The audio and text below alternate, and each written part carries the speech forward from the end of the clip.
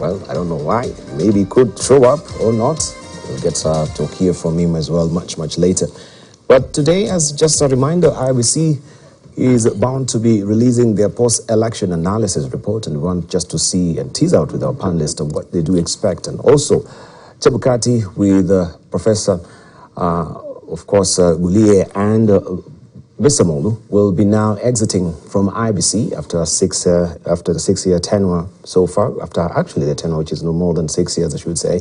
And we want to review how it has been, of course, for this particular IBC panel with the leadership of Chebukati, the highs and lows, and how also they fared until the last election that we had in 2022, which many say that IBC did not handle it in the wisest of fashion, but the president has lauded the chair as being a hero as well.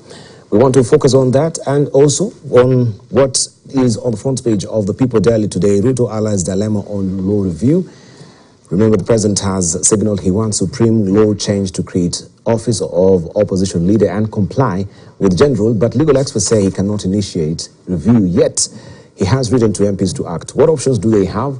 I want to throw that to them to tell us what options they do have so far with that particular development. But first of all, let's just hear from Danson Mungatan. I think on the issue of a junior secondary school, you are to weigh in on that before we gravitate to IBC and the law review as well. Briefly, on your side. So very briefly, on the issue of CBC, I'm not an education expert.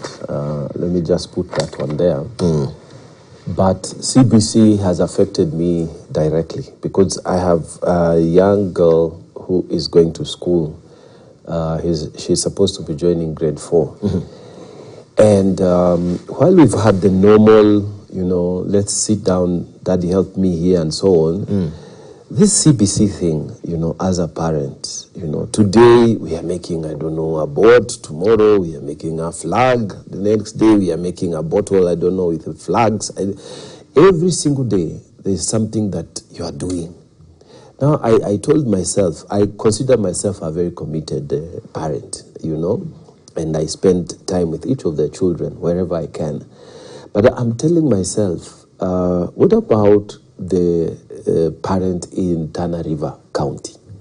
The person who is seated at home has got to wake up very early morning to go to the farms or to go to the cows. He has all these worries of life. But then you are telling him every single day, he has to sit down and do this thing every single day. It's not going to work. So for me, the CBC, there's a theory that it is competency-based, it's going to improve, it's moving people from, memorizing for exams and so on. But why a revolution? Change can be gradual. A revolution is immediate. And every time you have a revolution, there are just negative repercussions. Why should we have immediate change? It has to happen. I was somehow hoping the task force, the working party that was appointed, would come and tell us, let us add 10 more years before we apply this thing to give us time to prepare. But instead, from all indications that they are going to push on with this thing, I think it's unless already budget for education in Kenya is taking about 33% of the entire budget of the country. This one now, you are asking people then to add more to that, to build fresh lab, to build fresh classes. It's a bit too much. What's the rush? We went through the other system. 844 was not our system, as we were the older system. And what is wrong with us? Then they came 844. Hardly have we settled to get used to it. There's a new one. I mean, why? What's the rush? So for me, I am hoping and sincerely hope that there will be a recommendation that says, let's stop this, let's prepare fast. I want them to listen more to what the teachers are saying. Teachers on the ground. Just listen. Listen to us parents. Don't go on these nice theories, because these theories, they don't work when it comes to implementation. Let's be slow on this. Even if there's need for improvement, let it be incremental, not a revolution. Now, having said that, on the issue of IBC, yes, my own take is that Chebukati has performed very well, and particularly on the presidential election thing. I knew Chebukati very well because... Before you even come to Chebukati, yeah. I just want us to just tease out maybe your expectations as well from this evaluation report that will be coming out today. What are some of the salient points that you'll be looking out for in comparison to what we've had previously and the elections of 2022 and 2027? Is there any improvement? So my immediate answer would be, I hope that there would be recommendations on changes on the electoral law. Okay, there are some gaps that need to be changed, and I hope their recommendations will be very clear on what needs to be done.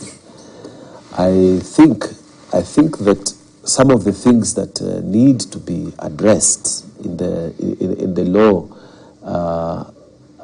the selection of these people, for example, part of the changes should be the selection of these people who sit as referees in these elections.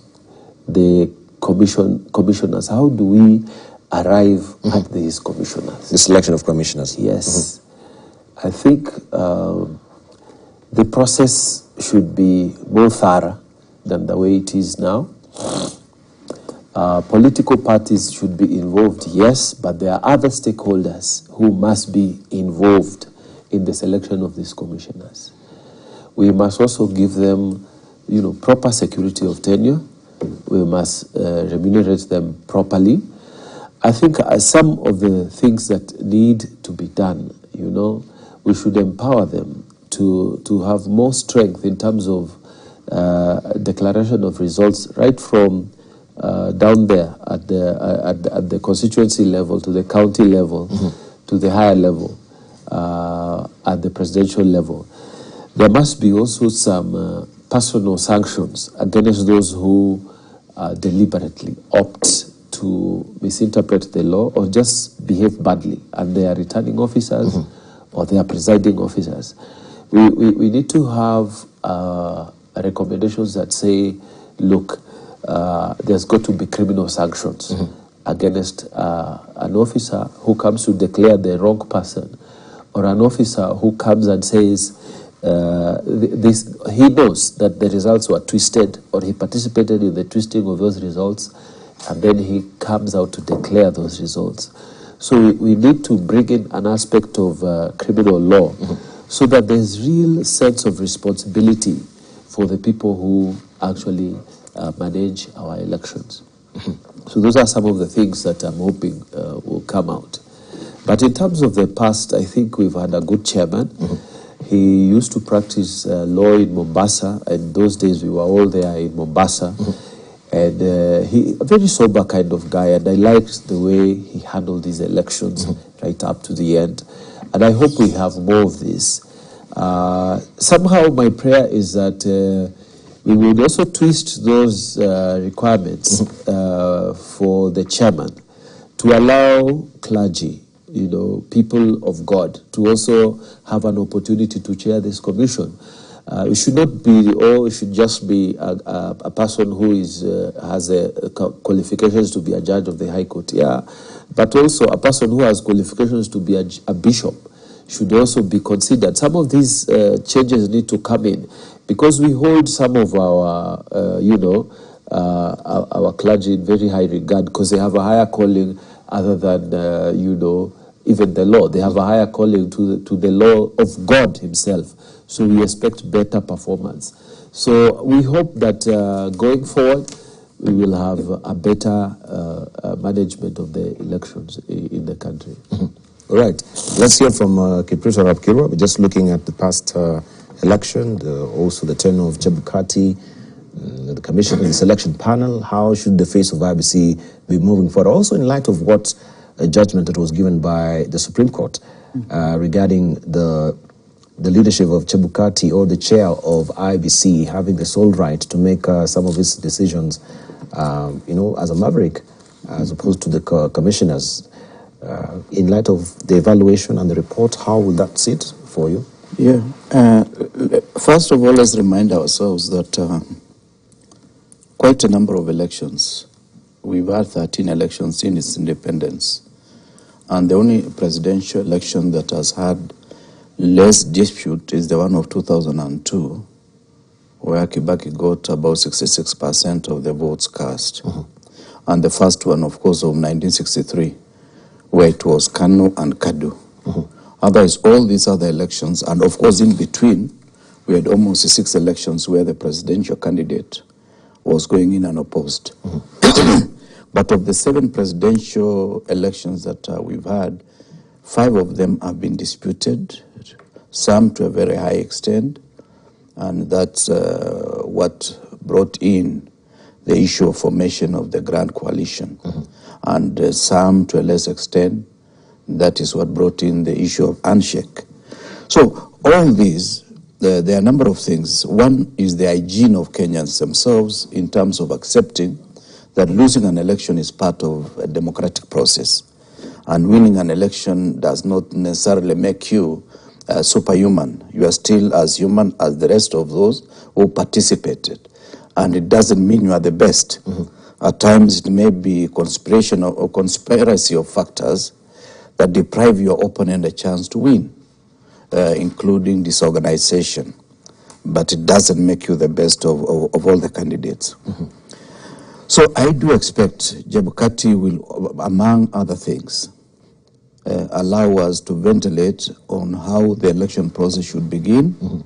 Remember last year, we went almost all the way up to May, still amending the regulations appertaining to elections. My recommendation, and that has been a recommendation of other commissions, or commissions, is that 1 year before election, we should tidy up everything to do with that, the subsequent election, for purposes of neatness, and if there is any legislation, any person going to court in terms of petitioning the process or against the process, that should be done in good time, so that anybody participating in an election is not confused as to what is the main issue. Remember last year, we had about 261 cases of people who picked their running mate, only to realize that the running mate should have resigned on the 9th of February, 6 months before. And some of those candidates for governor was a senior lawyer, somebody with very good credentials in law. And those are some things that made that election more technical than political. Now, the second issue is I hope it will also talk about the time for petition for the presidential election. You remember part of the problem that the Supreme Court had to grapple with is the time that the window they give for a presidential election, petition to take place, and the Supreme Court to pronounce itself. And that also goes with assumption of office. In Kenya, we don't seem to have tightened up that aspect of assumption of office. In some countries like America that we borrowed from, they give almost 2 to 3 months for somebody to take over. Really today, even at gunpoint, if you are to be asked, when did President Ruto take over? There are so many dates. When he was announced the winner, when the Supreme Court said he won fairly, when he appointed his cabinet, when the cabinet was vetted and sworn in. So all these are factors that as a country must inform ourselves. And also as a way of consolidating our democracy, we should be clear on exactly what should be done immediately after elections, so that there is no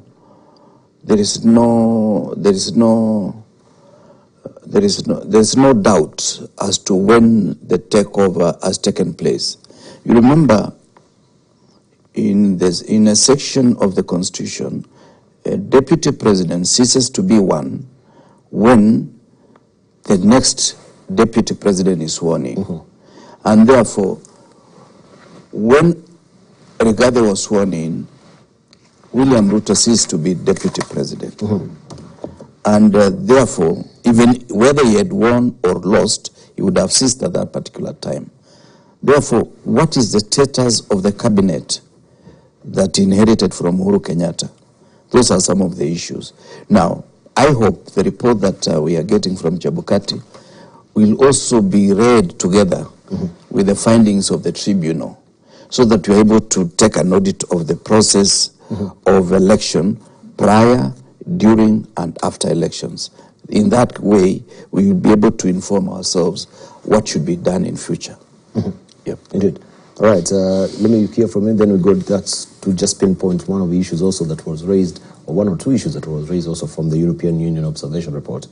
Thank you, Debal. And when the Honorable Kirua says we've had 13 elections, I'd not actually applied my mind to the number of elections that we've had from 1963. I have participated only in 4. Oh, okay. My first involvement was in 2007, but deeply so, and actually at a very personal level, I have been involved in the 2012 elections, 2017 and 2022. 2013, not 2012. Sorry, yes, it's 2013, not 2012. Yes, 2013, 2017, and 2022. Closely as a practitioner, as an advocate, because in 2013, I was in one of the leading political parties. 2017, I worked for the IEBC. 2022, I was with one of the political parties. Oh, you worked for and so, yes, as one of their legal persons. I was involved in the court cases and also in the advisory level of them. So it's quite interesting. And I know Kirua definitely has also not been involved in the 13 of them. Definitely should be less, as well as Mokatana. And so when Chebukati gives us the reports today, I equally expect, besides what the Honorable Kirua has said, this report, I want to look at it in the prism of there must have been a strategic plan that the IEBC had after the 2017 election. Remember, Chebukati was also in the 2017 election, and now 2022. So his report would largely be picking from the strategic plan that was in place. He will also be expected to give us at least a status of an operational that they had, the plan on the election of 2022.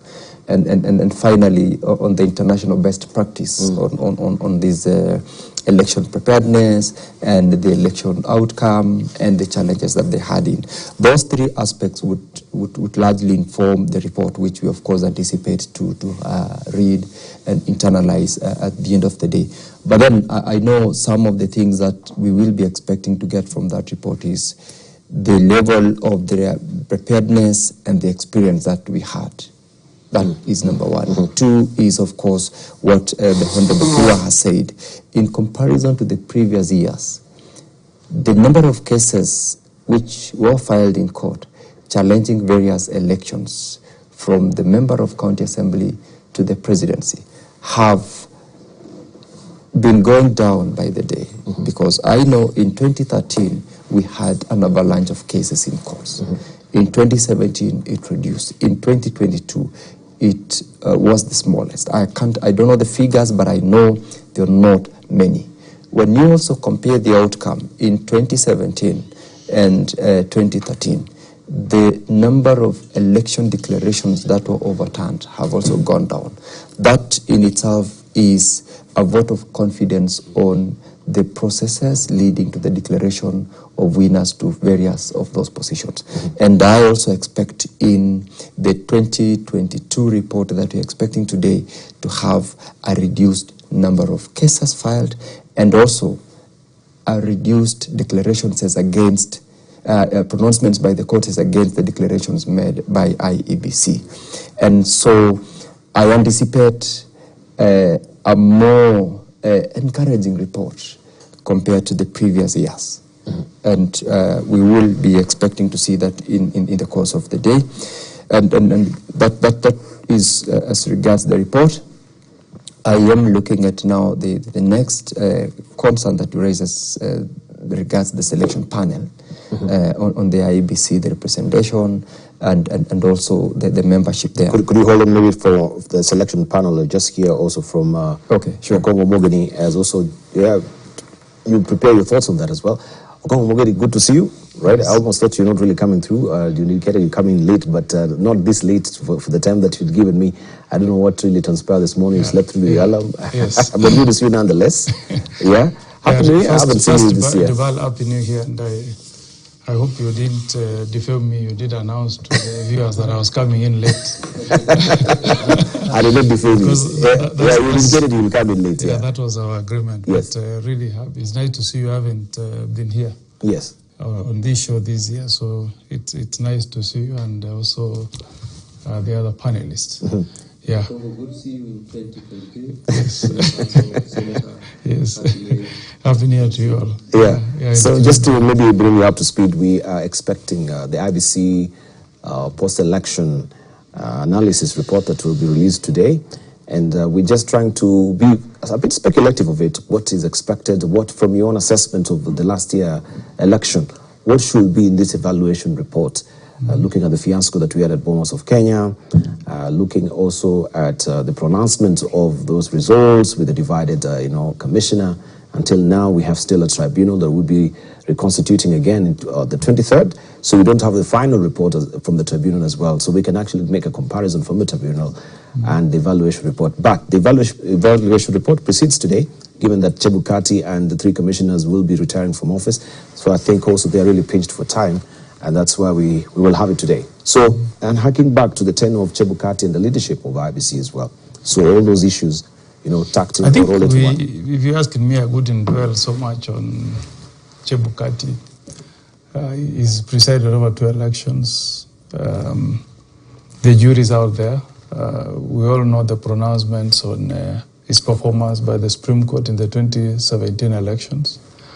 The Supreme Court was, I think, fairly generous to him in 2022. But what I think should be occupying our minds is going forward, how do we put in place a framework? And I'm happy that the Chair of Justice, Legal Affairs and Human Rights Committee is in this panel. What should be occupying us is going forward, how do we pick a team that has acceptance across the political divide, and one that Kenyans can have full confidence in going forward? Because from where I'm sitting, we have never come up with a formula that picks commissioners in a manner that is acceptable across the board.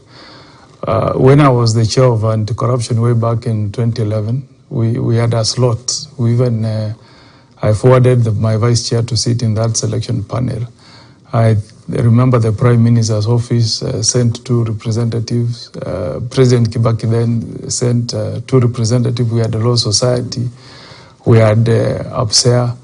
But I think the law that we have now, that Parliament is trying to change, is not as representative as it used to be before. So the battle going forward, what should be of concern to Kenyans is, one, why is it that in every electoral cycle, the presidential election petition is always a hot contest in every election? 2, why is it that we have not reached a stage where Kenyans in general, especially the political class, have full confidence in that office of IEBC? 3, have we made full use of technology so that you have results that are released timeously after the close of elections? I don't know about my colleagues here, but from my case, we wait for election results for more than 2 nights after the closure of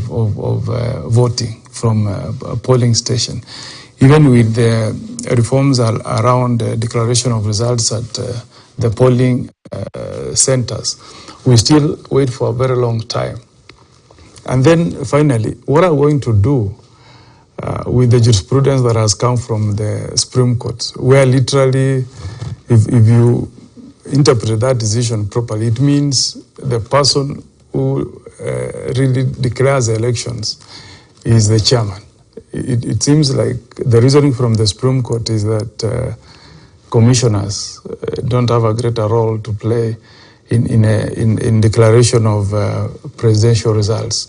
It seems like we are picking what happens in other jurisdictions, like the Bahamas, where they have one chief electoral officer who makes a declaration on behalf of the entire electoral body. So I think, Chair of JLAC, there are a number of things that we need to really focus on now. Let's forget about Chebukati. He's done his work, he's retiring, let him enjoy the retirement package, he's going home. But going forward, how can we make the running of our elections better? Dibal, I think the beginning point, we should make the picking of commissioners that will sit in the panel that will pick the commissioners as less controversial as we can. And let there be acceptance from the majority side and minority side in Parliament, that is in the Senate and the National Assembly.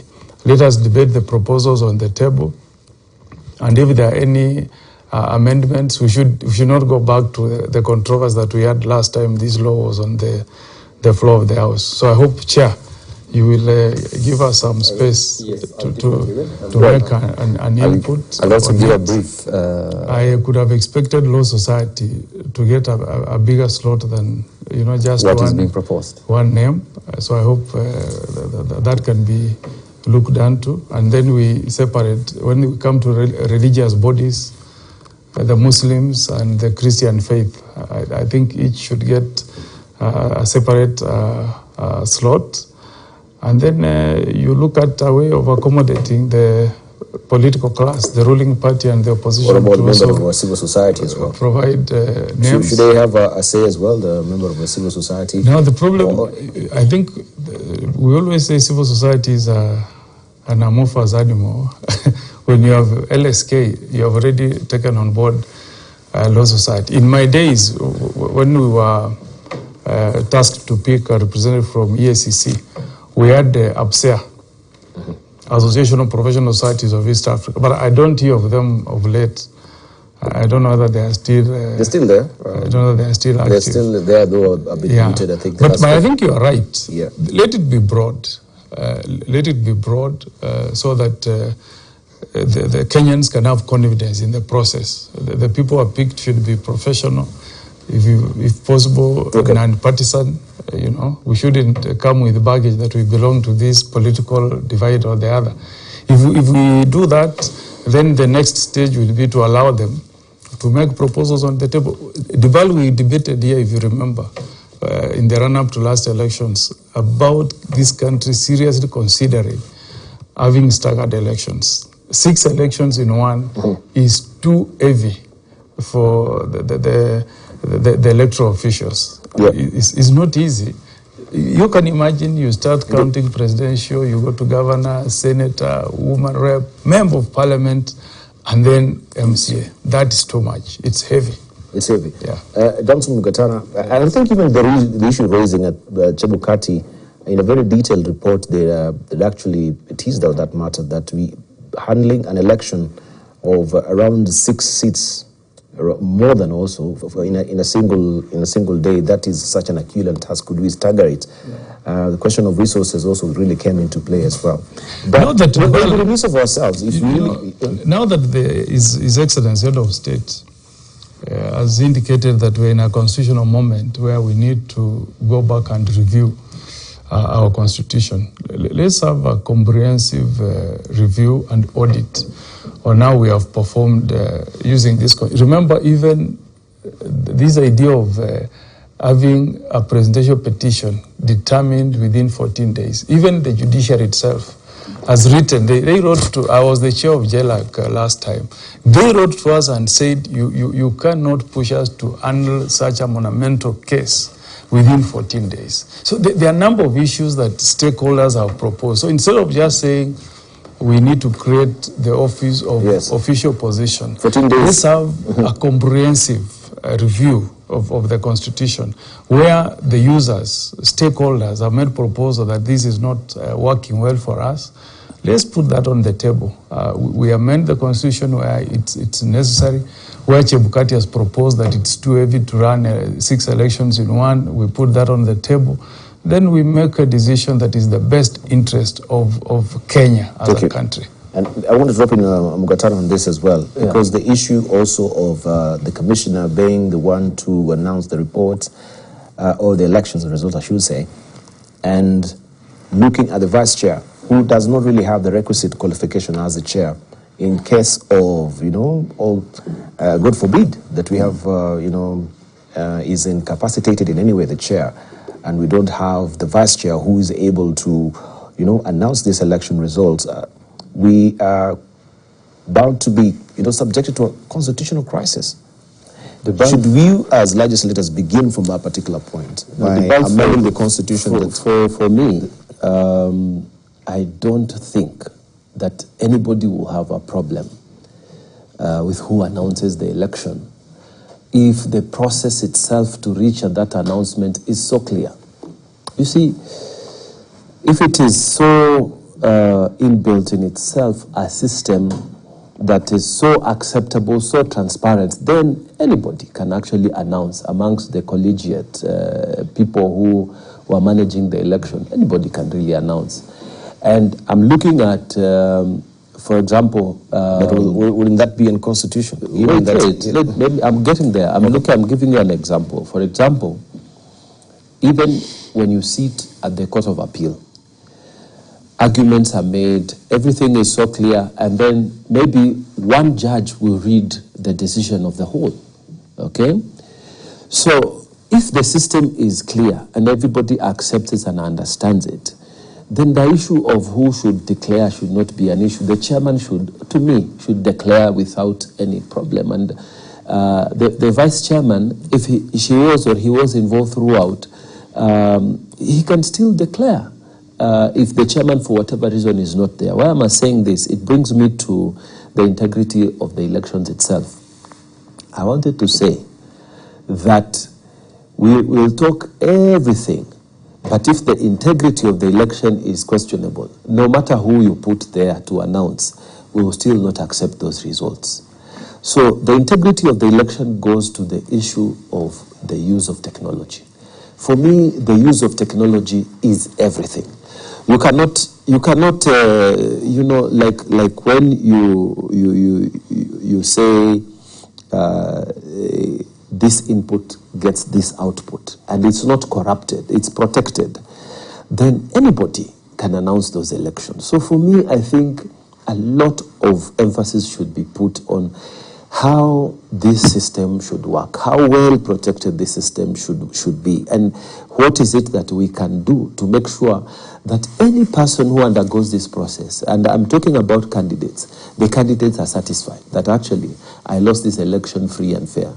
I was having a discussion with some of our people in the party, UDA, and I was telling them that we should be so efficient, we should try to be so efficient, and our system for integrity, for nomination should have such integrity that any person who undergoes this process accepts the results, that whatever has been pronounced here in this nomination, I should accept it. I don't need to go as an independent to go and do another election by IEBC.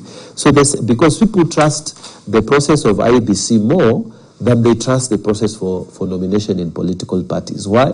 Because IEBC has tried to invest seriously on the process. Now we are saying, do it better, do it more. Let's put more money in that. Let's put best experts possible. Let every Kenyan know that this is the kind of integrity this system has. If you lose this system, if you lose in this system, then you've lost the election. Let's have transparency. As the vote is coming in, let me know how am I doing in the various polling stations, so that if the person who is declared, even if it is my wife who has the responsibility to declare those elections, she will not be able to do anything about it. Even if it's my brother who is declaring those elections, he should not be able to tamper with the system, because everyone can see these are the results that are coming in. So let us shift this discussion from persons to the system. The system must be perfect. And I think ICT, if we do it well, ICT doesn't know Mugatana, it doesn't know Sigay, it doesn't know who, it doesn't know who. The system just decides on the material. And if you put this garbage in, garbage out. If you put good material stuff, good material comes out. So I think this is the discussion that we should have. And if there are loopholes, you know, when Somane, this advocate, was arguing, was giving his response to during the election petition, for presidential election petition, the last one, he came out so well to demonstrate using ICT that the answer to this is this answer to this is this, and this is how it is. And nobody could fight that, you know, even though people took a lot of issue with the utilization of the word hot air. But Somane demonstrated that actually some of the submissions that were being made were hot air, because he was able to show, and nobody could fight technology, because technology was there. And he talked so well as an advocate, as a person who is very well versed in technology. And for me, technology is the answer. Even this selection, even if we put men of God there, or men of learning, professors, advocates, judges, even if we put the Chief Justice of himself or herself to be head of this, if the process doesn't have integrity, still the Chief Justice pronouncement will not be acceptable to Kenya. So for me, I want us to shift this, and even these proposals that are on the table for us to discuss, that who should come, what. For me, I think they are not touching the issue. The issue. So these ones to me are not the real thing, and I hope the report by Chebukati and the commissioners who are going away will really focus on technology, because if the system has integrity, none of us will have an issue. None of us will have an issue, because you will not be able to manipulate it. And in fact, part of the reason why people sort of accepted it is because they were able to access the portal and see what is going on. But if it was shrouded in mystery, shrouded in secrecy, we would have a problem in this country to date. And I pray that we shift the focus. Let us say, let's trust technology a little more. Let us improve it. And let us start even from political parties. Political parties also need to put more integrity in the systems for nominations. And I think if we can crack that nut and make our systems better, then it doesn't matter who announces those elections. That would be my humble submission. Let's hear from Kirwa. Well, it reminds me of the IPPG of 1997, which may not have been perfect, but because it was armored by both political parties in the opposition and in the government, we were able to reach a compromise where the commission of the day was respected as providing an answer. And in the amendments that we subsequently did in Parliament, we were able to rope in some issues, even like election offense, and many other issues that allowed us to feel that we are participating in that election on equal footing. What am I trying to say? There is a critical component in every process that happens in Kenya that is exemplified by the book by Chinua Achebe, The Image of Africa, where he says there is nothing wrong with Nigeria, there is nothing wrong about the soil, about the people. But the main problem is the problem of leadership. Unless we change our attitude, technology notwithstanding, is likely to catch us up for many years to come. Yes. We must change our attitude and ensure that whatever we are doing, whether you lose or win, is still part of the process. I'm trying to compare Kenya. We took almost 7 days to announce some of the results. And Brazil, they took about 24 hours. Brazil has a population of about 215 million people, which means their voters could be anything between 70 million and 100 million. Kenya, we had 22 million voters, and we took 7 days. Why? It's because there was the wrong attitude. Technology was still there, but we went at some stage. The results were coming in, comparing the candidate. At some stage, even the screens of various media houses went off. And towards the end, Even the commission itself went lull on exactly what was happening. All that combined to create the kind of challenges that we are still trying to fight. So in short, unless we change our attitude and we accept proper leadership and we say, okay, we are participating in this election to win and or lose, we're not likely to resolve these issues. Technology, I accept, it must be used, but the technology is as good as the users. If the users are still willing to fiddle around, we heard about some flying boats which were trapped and other things happened, which really a discussion that I do not want to bring to this panel this time. But what we are saying is that can we be as honest as is possibly the case? I've participated in 10 elections, just to remind Hillary, of which 8 of them I was serious participant, including being a candidate. I've lost 3, I've won 4, but I'm still in town. So losing an election or winning does not make you less of a politician. Indeed. It is how you take it, and those who win, how do they take it? That's why I've been saying, can we heal the nation? And I was happy when the president went to Nyanza. He spent more time about the future of this country and less about the election that we concluded last year. So that is my take. Let's improve our attitude about elections. Are we willing to lose elections when our votes are fewer than that of our opponent? The answer is, in most cases, no. No politician, very few of them have accepted, I lost this election fairly. They will say I was rigged. And I'm happy. Wesige is the only one who has not lost elections. But Mungatana has won, has lost. And I don't know what he said. I've won, I've lost. I don't know what I said. I can't remember what I said.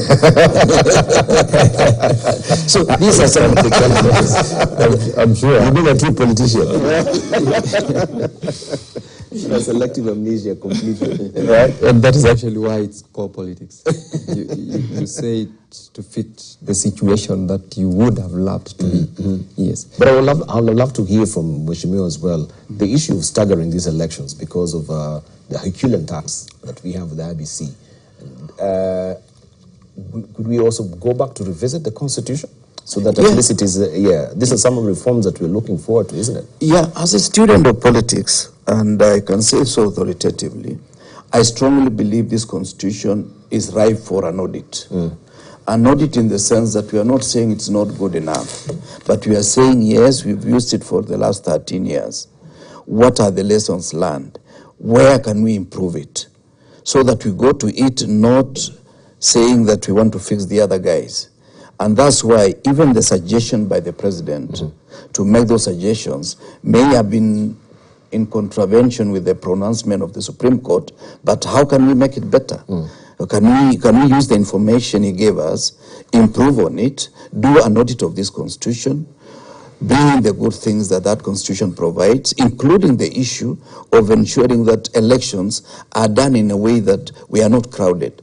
In some of the areas, I remember there is, in one of the constituencies, there were 44 people vying for a seat of an MCA in a certain electoral area.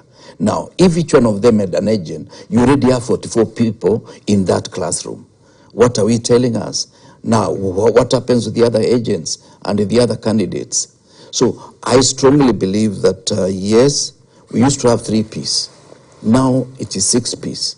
Can we break it in a way that we say presidential and a certain number of elections can be done? In some countries, like America, they stagger it in a way that half of the senators retire after a certain period, and half of members of the Congress retire after a certain period to go for a re-election. So that's why even presidential election at times finds almost half of the Senate, half of the Congress members are going for elections with the president, and some of them will go in midterm. We should do that as a country, as a way of trying to make this process neater and improve the hygiene of election process. Right. Let me hear from Gometena since he's requested that he should be leaving earlier. I didn't make my point on that particular issue about staggering elections. Yes. But I hold a totally different opinion from my senior Honorable Kirwa and others who say that let us stagger the elections. Having been a practitioner of these elections for some time now, I think that first of all, getting people into a mood of election is a long process, you know. There is a time when you will just walk into a village and everybody comes because they want to hear the direction and what your thought processes. And there's a time when people are not interested. People have gone back to their farms, people have gone back to their cows, people have gone back. Putting people in, let's say, the same year or in 2 years in that election mood, I think it's not a very productive way to live this country's economic life. I think that it is not a complex thing that you are given, you know, this number of 6 ballot papers and they have different colors. All of us, when we were doing our electioneering, we would do your elections and then you would also do some training in the sense that you'll have to explain to the people there'll be colors, this color is what, so this color will be for senator, and in that color you put a tick for me this way. It's not, I've seen it in the villages. This is not a very complicated thing.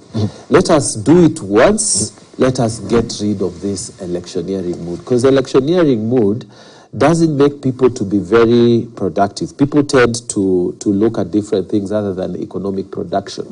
So I really strongly believe, that's why even when we finish elections, everyone says, oh, elections is over, let's go back to work. And I think that should be the motto. Imagine if we go the American way. Congress has elections every 2 years. That is to say, MPs will sit elections every after 2 years. Senators is 7 years. So senators, we wait for 7 years, but MPs every 2 years. Can you imagine this country going into elections every 2 years, every 2 years? I think we should not go that way. Let's put the country in an election mood with those 5 years, and then after the elections, let's go back to work so that the system becomes, a normality. Let's not start tinkering with that so that people start thinking, oh, there are elections tomorrow, they'll not work. They'll not work. My opinion. Right. Can we hear from Hillary? Then we'll come to you. Just a moment. Thank you, Debal. Though I agree with Mungatana that it is very bad to put people, our electorates or Kenyans, in an election mood over a period of, let's say, 2 years, for instance, if we were to go that way. The most unfortunate thing is that we can't dismiss the fact that running 6 elections in a day is not easy.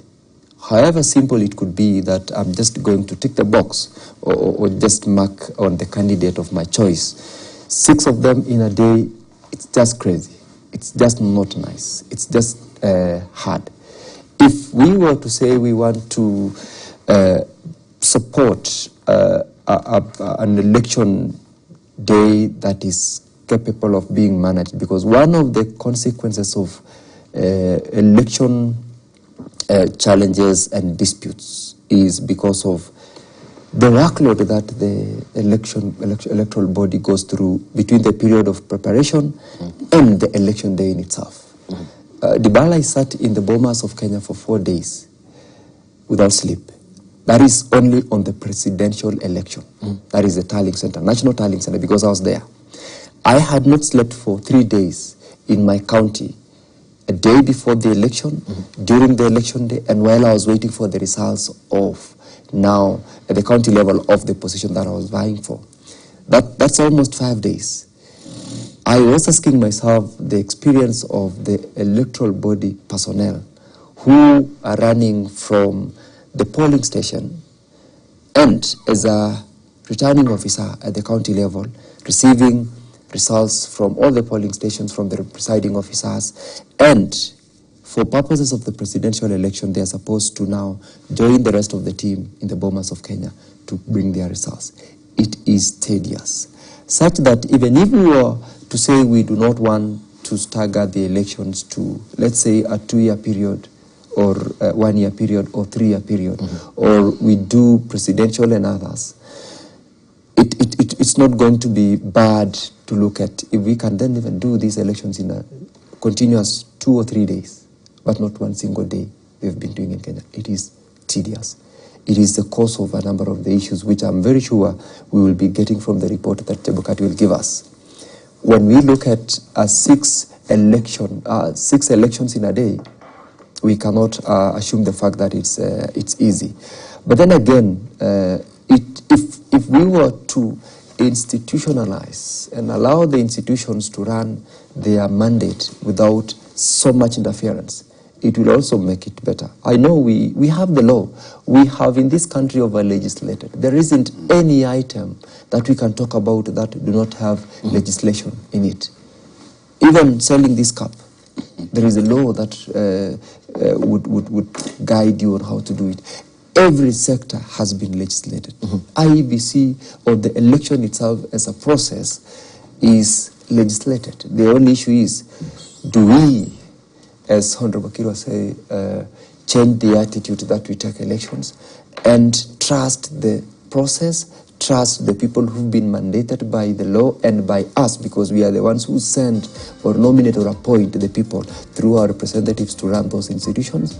If we can get there, which I know is a very tall order, then it will be very easy to permit the electoral body to run, because we have faith in them, we believe in what they will do, we trust them, and of course now bring on board the technology, which I know is one of the things that really supported the outcome of the elections in the 2022 without so much quarrels. Though, of course, I mean, a number of them had issues. Thank you. If we were to get there, the character of Kenyans, however much I would say I didn't lose, I was rigged out, I will not overfight. Thank you.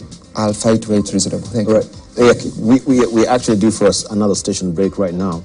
And then when we circle back, we want just to look at campaign financing as well. But Danson Mugatana, you had requested that you leave early, a bit early. Is it during this particular short break that we'll be leaving? Yes. So I'll give you maybe a sporting chance to just give us your closing remarks.